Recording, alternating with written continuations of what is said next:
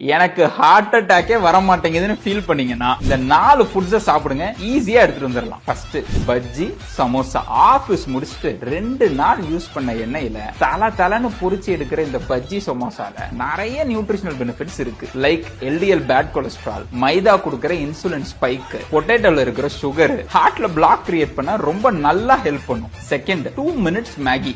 அதுலயும் அதுல வர மசாலா வேற லெவலுங்க. ஹாஃப் அ டேக்கு தேவையான சால்ட் அதுலயே இருக்குங்க. இது உங்க பிளட் பிரஷரை 140க்கு மேல எடுத்துட்டு போக ரொம்ப யூஸ்ஃபுல்லா இருக்கும். பிளஸ் அது கூட சீஸ் ஆட் பண்ணீங்கன்னா ஆர்டரிஸ்ல பிளாக் ஏற்படுத்த ரொம்ப நல்ல மெடிசனா இருக்கும். Third mayonnaise. இதை எப்படி செய்யறாங்கன்னு தெரியுமா?